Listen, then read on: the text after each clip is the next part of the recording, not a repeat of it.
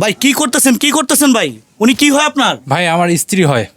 হ্যাঁ? আমার স্ত্রী হয় ভাই। একটা শখের মানুষের জন্য নিজের একটি শখের বাইক পর্যন্ত ভাই বিক্রি করে দিয়েছি ওর চিকিৎসার জন্য।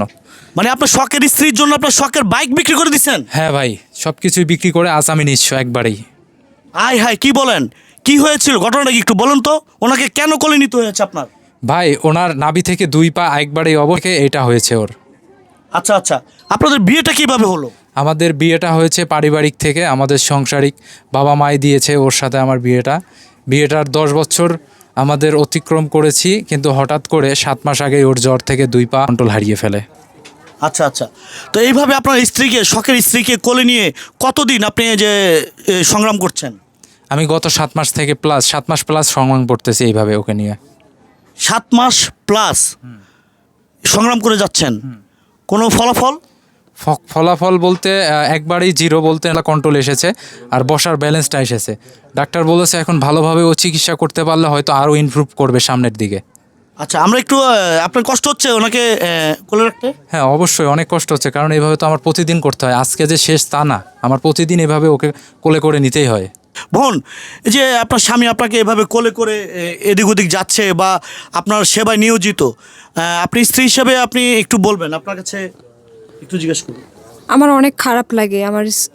সে আমার স্বামী হিসেবে আমাকে এরকম করে দেখতেছে, গত 7 মাস থেকে আমাকে যত্ন করতেছে আমার স্ত্রী মানে আমি একজন স্ত্রী হিসেবে আমার অনেক খারাপ লাগে।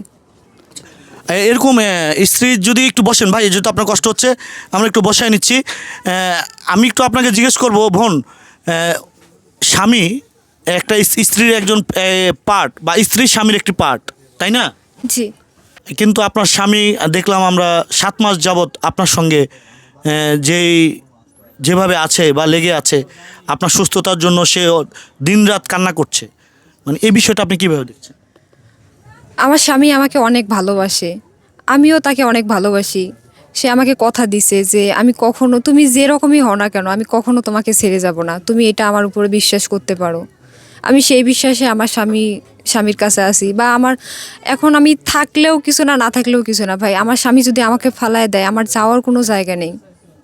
আচ্ছা ভাইয়া, আপনার কাছে একটু জিজ্ঞেস করব, ঘরে সুন্দর স্ত্রী থাকতো, ছেলেরা রাস্তায় একটা কুৎসিত মেয়ে দেখলো নাকি পাগল হয়ে যায়, অনেক অনেক স্ত্রীর এই ধরনের অভিযোগ দিয়ে থাকে। তো আপনার স্ত্রী আজকে 7 মাস যাবৎ মানে অসুস্থ ব্যক্তি, এই অসুস্থ ব্যক্তিটাকে আপনি ঘরে রেখে অন্য কোনো নারীর দিকে নজর দিয়েছেন কিনা, বা আপনার যায় কিনা নজর? না ইনশাল্লাহ অন্য কোনো নারীর প্রতি আমার নজর যায় না, এবং আমি চাই নাও দিতে। কোনো নারীর প্রতি আমি চাই না নজর দিতে, কারণ একজনকে ভালোবাসলে যদি তাকে মন দিয়ে ভালোবাসা যায়, তার জন্য দুনিয়া পর্যন্ত ত্যাগ করা যায়, এটা আমি মানি। আর আমি মানি বিধায় ওকে এত ভালোবাসি। আমাদের ভালোবাসার কোনো কম নাই ভাই, আমরা অনেক হেফি, আমাদের টাকা পয়সা ধন সম্পদ কিচ্ছু নাই, কিন্তু তবু আমাদের ভালোবাসার ভিতর আপনি চুল পরিমাণ খাত পাবেন না। আপনি আমাদের গ্রাম থেকে ঢাকা শহরে জিজ্ঞাসা করবেন শহীদ জান্নাতীর ওদের জুটিটা কেমন, ওরা দুজনকে কীরকম ভালোবাসে। হয়তো অনেকেই বলার চেষ্টা করবে যে আসলে ওদের ভালোবাসার কোনো কম নাই, কিন্তু না খাইতে পারে, গরিব হইতে পারে, কিন্তু ওদের ভালোবাসা অনেক সুন্দর। আপনি তো প্রশংসা করছেন। বোন, আপনার কাছে জিজ্ঞেস করবো, আপনার স্বামী স্ত্রীর মধ্যে কখনো ঝগড়াঝাটি বা কখনো কোনো কটুকটা বা কখনো আপনার গায়ে হাত তুলেছে কিনা, এই ধরনের কোনো স্মৃতি মনে পড়ে? না, এরকম মানে কোনো আজ পর্যন্ত আমি বিয়ের 10 বছর লাইফে এরকম কোনো সিচুয়েশন হয় নাই। হ্যাঁ, এটা হতে পারে যে একজন স্বামী স্ত্রী মানে সংসার করলে ঝগড়াঝাটি লাগবেই টুকটাক, কিন্তু আমাদের ভিতরে ওরকম বড় ধরনের কোনো আজ পর্যন্ত ঝগড়াঝাটি বা কোনো অশান্তি এগুলো হয় নাই। আমাদের মধ্যে যা হয়েছে আমরা দুজনেই মিটাইছি, তাছাড়া তৃতীয় ব্যক্তি এইসব মানে ঘটনা কেউ জানতো না। আপনি অসুস্থ হওয়ার পরে সবচেয়ে কোন জিনিসটা আপনাকে কষ্ট দেয় বা কাঁদায়? যখন আমি হাঁটতে পারি না, এই জিনিসটা আমার অনেক কষ্ট লাগে, যে আজকে যদি আমি হাঁটতে পারতাম।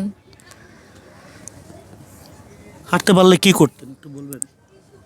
হাঁটতে পারলে নিজের সংসার আছে, নিজের সংসারে ফিরিয়ে যেতাম। হাঁটতে পারলে নিজের সন্তান আছে, নিজের সংসার আছে, সংসারে আবার আগের মতন স্বাভাবিক জীবনে ফিরিয়ে যেতাম। ও যখন মেডিকেলে ছিল, তখন আমার খাওয়া দাওয়া থাকা খাওয়ার খুব কষ্ট হইতো। তা ও একবার বলে কি যে দেখো, কান্না করেই বলে ও যে দেখো, আমি যদি আজকে ভালো হইতাম তোমার এইভাবে নাউনালাট করে ঘোরা লাগতো। তোমার মানুষের দরজার দ্বারে দ্বারে যাওয়া লাগতো? আমি তোমাকে নিজে পাক করে দিতাম, তুমি নিজে খাইতা। ও বলে তুমি কাজ করে এনতা, আমি তোমাকে পাক করে দিতাম, তুমি খাইতা। তাহলে ও আমাকে কতটুকু ভালোবাসে যে স্বামী কেমন আছে, কি করতেছে, কোথায় খাচ্ছে, কিভাবে থাকে, সেটার খোঁজ খবরও প্রতিদিন নেয়। ওকে জিজ্ঞেস করলেই বলবেন যে তুমি যে এখন অসুস্থ, তোমার স্বামী কি রান্না বান্না করে খাইতে কষ্ট হয় না, বা কোনো জায়গায় কারো দ্বারে দ্বারে ঘুরলে তোমার খারাপ লাগে না? ও কান্না করে বলে দিবে এইভাবে যে হ্যাঁ, আমার স্বামী যখন অন্য মানুষের দ্বারে দ্বারে ঘোরে তখন আমার খুব কষ্ট লাগে, খুব খারাপ লাগে।